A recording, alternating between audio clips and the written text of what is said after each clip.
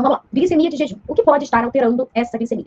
São vários fatores, gente. A começar pela sua noite de sono. Ontem, na live de noite, eu falei sobre isso, sobre como uma noite de sono mal dormida impacta na nossa glicemia. Né? Então, se você é aquela pessoa que acorda muito de madrugada, ou aquela pessoa que vai dormir tarde e acorda cedo, ou aquela pessoa que tem uma noite de sono onde se acorda toda hora, né? É o marido que ronca. Aqui em casa, por exemplo, é o gato que abre a porta, né? Isso tudo vai afetar a sua glicemia pela manhã. Outra coisa que vai afetar a sua glicemia pela manhã, o baixo consumo de água. Aquela pessoa que mal toma água o dia inteiro, aí chega de noite, dá 8 horas, ela também para de beber água, porque senão vai fazer muito xixi, e passa um dia inteiro bebendo pouca água. Isso vai afetar a sua glicemia de jejum. Outra coisa que vai afetar a sua glicemia de jejum, jejum prolongado. Aquela pessoa que toma, que janta 8 horas da manhã e acorda 8 horas e vai medir a glicemia, dali a quase 12 horas de jejum. A glicemia vai aparecer alterada. Outra coisa que pode estar afetando sua glicemia se você toma medicamento, tá? A medicação está errada, precisa de ajuste, tá? Deixa eu lembrar de mais coisas. Outra coisa que vai afetar sua glicemia de jejum, falta de atividade física. Quando vocês ainda não incluíram atividade física na rotina de vocês, isso costuma atrapalhar e deixar elevada a glicemia de jejum, tá? E outra coisa, ter refeições desequilibradas, né? A partir do momento que você consegue, a cada refeição, controlar sua glicemia, que você consegue manter esse controle da refeição, da controle da glicemia a cada refeição de forma constante, isso vai refletir na sua glicemia de jejum, porque você aumenta a sua sensibilidade à insulina. Lembra que eu falei aqui sobre sensibilidade à insulina? Que deixar as células sensíveis à ação da insulina é deixá-las mais receptivas à ação da insulina, o que é o oposto da resistência à insulina. Na resistência à insulina, as células estão resistentes à ação dela, né? Elas não estão aceitando que a insulina trabalhe. Então, está atrapalhando o trabalho dela. Já na sensibilidade à insulina, quando a gente aumenta a sensibilidade à insulina, as células estão mais receptivas à ação dela. E a gente consegue aumentar essa sensibilidade à insulina através da alimentação, quando a gente, a cada refeição, a gente permite que a nossa insulina trabalhe direito. E a gente faz isso aplicando modulação glicêmica. Ou seja, a gente faz isso diminuindo o pico de glicemia. Então, são esses fatores aqui que eu tô lembrando que podem estar afetando essa glicemia de jejum, tá? O que acontece, por exemplo, com as minhas alunas? Tem uma aluna que ela entrou, a Marta, não sei se ela tá aqui. Ela entrou com uma glicemia muito alterada. Ela entrou nessa última turma de outubro. Muito alterada, pós-prandial muito alterada, né? Agora a Marta está conseguindo manter a pós-prandial dela nos eixos, está maravilhosa a pós-prandial dela, mas a de jejum ainda está muito alta, tá? O que a gente precisa fazer para melhorar essa de jejum dela? Primeiro, ela precisa continuar constante nisso e corrigir esses erros, porque aos poucos a tendência é que essa glicemia de jejum vá abaixando. Conforme você vai conseguindo manter sua glicemia pós-prandial controlada a cada refeição de forma constante, isso vai afetar essa glicemia de jejum. Mas podem ser também todos esses fatores. Com a modulação glicêmica, pode comer tudo? Pode sim. Tudo com equilíbrio, tudo sabendo combinar, tudo sabendo como fazer, como aplicar cada estratégia. Aí é possível sim comer tudo, mas a modulação glicêmica não é para quem quer milagre, tá? Porque precisa mudar hábito alimentar. Que eu sempre falo, com a modulação glicêmica, você não vai excluir nenhum alimento, você vai incluir muitos alimentos, tá?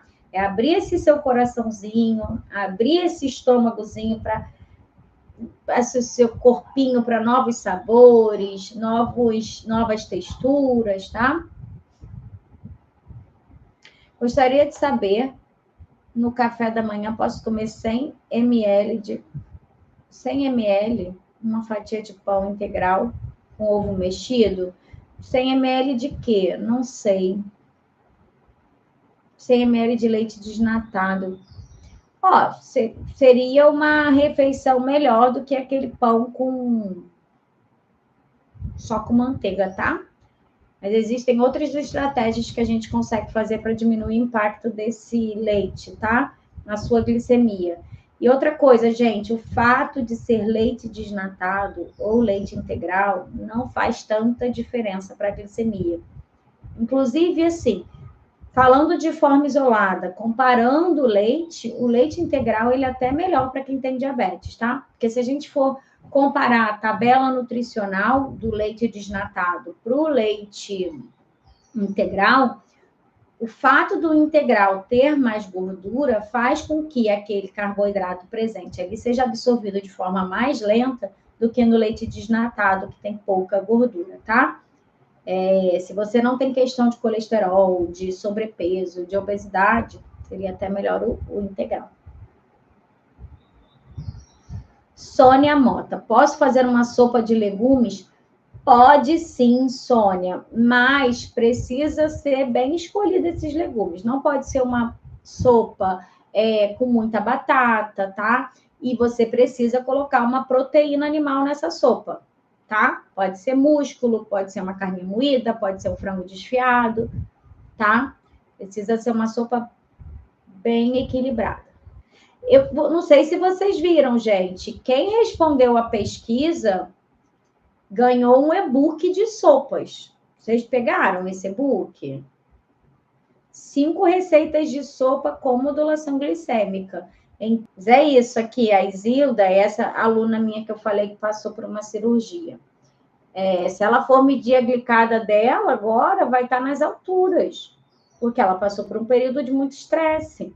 E período de estresse, gente, ele não só vai alterar a nossa glicemia, né, fisiologicamente, como ele vai fazer com que a gente não consiga manter as refeições adequadas, né? Porque, por exemplo, ela ficou de hospital em hospital, comida de hospital é sem graça, você fica ansiosa, nem sempre o hospital oferece a comida enquanto você está aguardando, você tem que comer um lanche, você tem toda essa ansiedade, que é um momento que você tem vontade de comer doce, você tem vontade de comer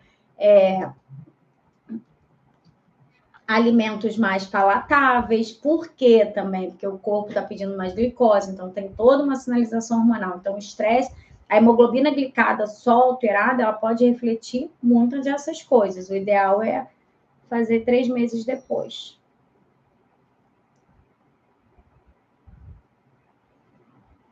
Carol, você indica algum whey? A maioria tem maltodextrina.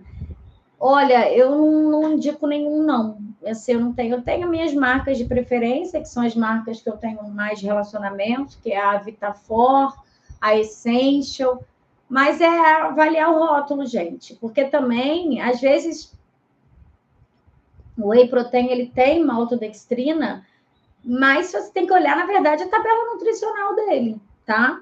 Se ele tiver, por exemplo, 80% de proteína, 90% de carboidrato, e tiver ali 2% de maltodextrina, gente, não é um problema, tá? Mas a gente precisa, vocês precisam aprender a avaliar a informação nutricional como um todo, tá? Assim como um alimento pode ter açúcar, é açúcar mesmo, né? Açúcar normal, e não ser um problema para vocês, porque vai depender da combinação que tem ali naquela receita, tá? Então, é avaliar o rótulo, ver a quantidade de carboidrato, a proporção ali, a quantidade de carboidrato, a quantidade de proteína, tá? Se tiver 90% de proteína, não vai ser 10% de carboidrato que vai levar a sua glicemia, tá? Vai ser um carboidrato mais difícil de ser absorvido. Porque ele está na presença de outro nutriente. Ele está na presença de proteína. Ele está no meio de um monte de proteína. Então, para o corpo conseguir acessar ele, não vai ser uma coisa tão fácil.